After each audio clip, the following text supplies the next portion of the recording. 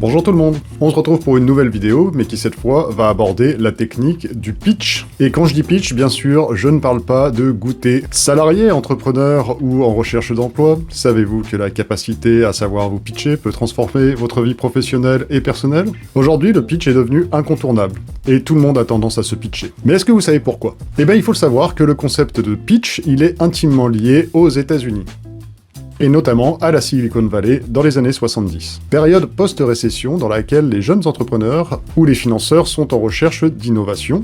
L'offre elle est massive et donc les porteurs de projets doivent savoir se différencier en quelques secondes pour présenter leur projet. Donc ce pitch il va débuter sous ce qu'on appelle l'elevator pitch, ou pitch d'ascenseur en français. C'est une métaphore notamment utilisée pour les grandes tours de New York, où un ascenseur peut devenir un lieu de rencontre potentiel entre un investisseur et un porteur de projet. L'idée donc elle est assez simple, c'est de capter l'attention du financeur le temps de la montée, elevator pitch. Un autre exemple que j'aime bien citer par rapport au pitch, aux États-Unis toujours, c'est le fameux Steve Jobs, le créateur d'Apple. Un pitcher pro, on peut dire, qui a eu l'habitude de conceptualiser un peu le fait de pitcher ses produits, ses ordinateurs, avec un mot, une catchphrase qui restait dans les mémoires. Exemple, pour l'iPod, qu'est-ce qu'il a dit le Steve Jobs? 1000 chansons dans votre poche. C'est simple, c'est efficace, ça marche plutôt bien. Et je passe très rapidement aussi sur Hollywood et le fait de pitcher des scénarios, rapidement, des concepts, etc. Et aujourd'hui, cette capacité à synthétiser une idée en quelques mots, en quelques phrases, elle s'étend à d'autres domaines. Entreprise, salle de réunion, entretien de recrutement, vie de tous les jours, la technique du pitch, elle se retrouve à peu près partout.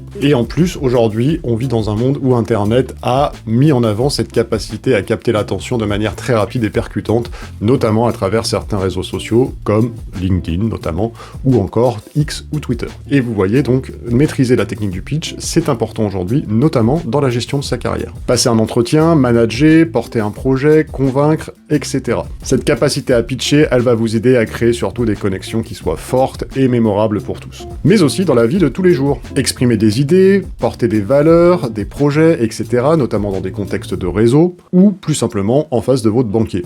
Une des bases du pitch, c'est bien sûr l'enjeu de la première impression. On sait qu'en psychologie, l'impact de la première impression, elle peut avoir des conséquences sur la suite, même si c'est pas toujours quelque chose à prendre en compte. Et du coup, comment est-ce qu'on se lance? Me demanderez-vous? Eh ben allez, 2-3 petits conseils techniques et concrets pour vous donner les bases de la maîtrise de l'art du pitch. Alors attention, on va déjà parler de la longueur du pitch que vous voulez maîtriser. Forcément, il y a différents contextes pour un pitch. J'ai commencé à parler tout à l'heure de l'elevator pitch qui généralement est de 60 secondes, mais on peut avoir des pitchs de différentes durées, comme par exemple lors d'un concours administratif où on est sur un maxi pitch généralement de 5 à 10 minutes, ou plus classiquement, la fameuse question « Présentez-vous » quand on débute un entretien de recrutement. Mais dans tous les cas, on peut retrouver des structures communes qui vont vous aider à construire votre histoire à travers le pitch. Donc déjà, je vous invite à commencer par une histoire qui soit personnelle, percutante et authentique. Plutôt que de se lancer directement dans les faits, commencez par une histoire courte qui va donner un contexte à ce que vous faites et ce qui vous tient à cœur. Ça va captiver un petit peu les émotions de votre interlocuteur, et bien sûr, ça permet de créer un lien immédiat. Au lieu de dire « je suis consultant en stratégie », on pourrait dire quelque chose du type « j'ai passé les 3 dernières années à accompagner des entreprises en difficulté à retrouver la croissance, notamment grâce à une approche personnalisée et adaptée. Savez-vous quelle est ma plus grande réussite ?» etc., etc., etc. Ensuite, je vous invite à utiliser la structure dans votre pitch, problème, solution, résultat. Ça permet tout simplement de donner un cadre qui est logique, mais aussi captivant, à votre pitch, en parlant notamment d'un problème clair que vous résolvez, et surtout du bénéfice que ça a procuré. En numéro 3, je vous invite à aborder ce qu'on appelle l'analogie percutante.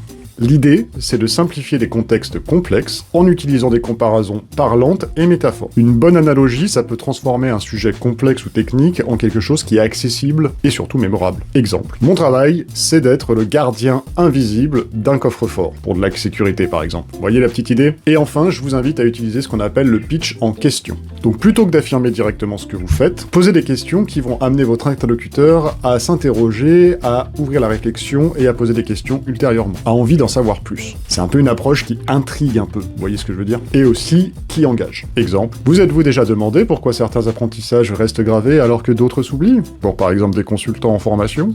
Et enfin, on n'oubliera surtout pas l'art d'une conclusion qui soit forte, un call to action éventuellement. Toujours terminer avec une phrase qui laisse un impact mémorable, durable qui invite à la réflexion, voire qui se mémorise facilement, comme le coup des 1000 chansons dans un iPod, ou alors simplement qui va résumer la valeur unique que vous proposez. Par exemple, au lieu de dire merci pour votre écoute, on peut partir sur l'idée de, en résumé, je rends les équipes plus fortes en les aidant à grandir, c'est ce que je fais chaque jour et qui m'anime, etc., etc. Et enfin, on n'oubliera pas pendant tout le pitch de bien adapter votre ton et votre langage corporel. Les mots sont importants, mais on n'oublie pas que tout ce qui est du corps et du langage, ça compte presque pour autant, voire plus. On adapte sa posture, on montre son assurance, et bien sûr, je vous invite à faire un peu ce que je fais là aujourd'hui, c'est-à-dire de vous micro-tester, de vous vidéo-tester, même si c'est pas toujours agréable et qu'on n'aime pas toujours entendre sa voix ou se voir sur un écran. Voilà, donc vous voyez que le pitch, c'est bien plus qu'un simple exercice de présentation, c'est une façon de montrer qui vous êtes, et c'est donner envie d'en savoir plus, et surtout de convaincre. Je sais pas si cette vidéo aura été le cas, en tout cas je vous encourage à vous entraîner, à partager en commentaire